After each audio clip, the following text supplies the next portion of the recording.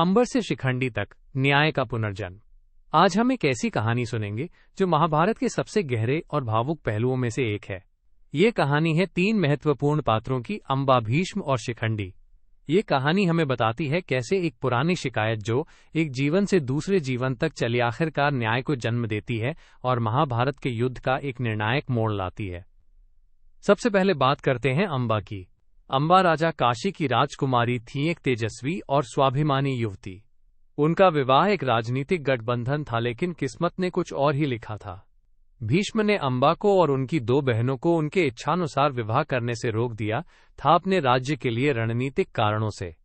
अंबा को जब पता चला कि भीष्म ने उन्हें इस तरह बंदी बना रखा है तो उन्होंने भीष्म से न्याय की गुहार लगाई, लेकिन भीष्म ने अपने शपथ और कर्तव्य का पालन करते हुए अंबा की बात नहीं मानी।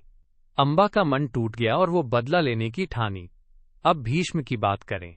भीष्म महाभारत के सबसे महान योद्धाओं में से एक थे। उनका संकल्प और शपथ, खासकर कि वे कभी विवाह नहीं करेंगे और अपने राजा का पूर्ण समर्थन करेंगे, उन्हें अद्भुत बनाती थी। लेकिन उनकी ये शपथ ही उन्हें एक ऐसी सीमा में बांधती है जहां वे अपने मन की आवाज को दबा देते हैं।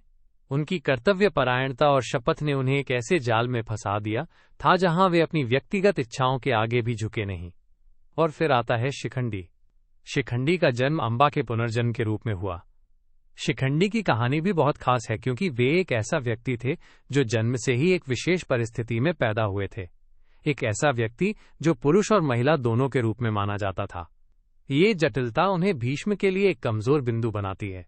युद्ध के समय अर्जुन ने शिखंडी का उपयोग भीष्म को हराने के लिए किया, क्योंकि भीष्म ने शपथ ली थी कि वे किसी महिला या महिला के समान व्यक्ति से नहीं लड़ेंगे। इस तरह न्याय की लंबी प्रतीक्षा का अंत होता है। इस पूरी कहानी से हमें क्या सीख मिलती है? सबसे पहली बात तो ये कि न्याय कभी जल्दी नहीं आता। अंबा की कहानी हमें सिखाती है कि कष्ट और अन्याय का बदला लेने के लिए धैर्य रखना पड़ता है, क्योंकि कभी कभी न्याय के लिए समय चाहिए होता है, कभी कभी एक पूरे जीवन से भी ज्यादा। दूसरी बात, शपथ और व्रत जैसे सामाजिक और नैतिक बंधन जो कभी सही लगते हैं, वे भी कभी कभी व्यक्ति को जकड़ लेते हैं। भीष्म का कर्तव्य और शपथ उन्हें मजबूत बनाता है, लेकिन उसी के कारण वे अपने निजी न्याय को छोड़ देते हैं। इसलिए हमें सोच समझकर और नैतिकता के साथ ही अपने वायदों और प्रतिबंधों का उपयोग करना चाहिए, ताकि वे हमें न्याय की राह से न रोकें। आखिर में कहानी हमें याद दिलाती है कि न्याय का पुनर्जन्म होता है। अंबा का दुख और भीष्म का संकल्प एक दूसरे से जुड़े हुए हैं। जब न्याय नहीं मिलता तो वो कहीं न किसी रूप में लौट कर आता है। शिखंडी के रूप में अंबा ने अपने अधूरे न्याय को पूरा किया और भीष्म को गिरने पर मजबूर किया।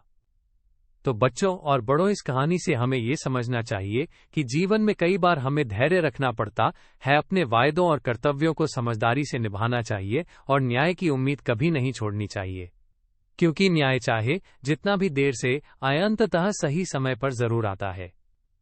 यही है अंबा से शिखंडी तक की कहानी, न्याय का पुनर्जन्म। इस कहानी के साथ हम फिर मिलेंगे महाभारत की अगली गाथा में, जहां और भी महान पात्रों के दिलों की बातें होंगी और जीवन के अनमोल सबक मिलेंगे। धन्यवाद।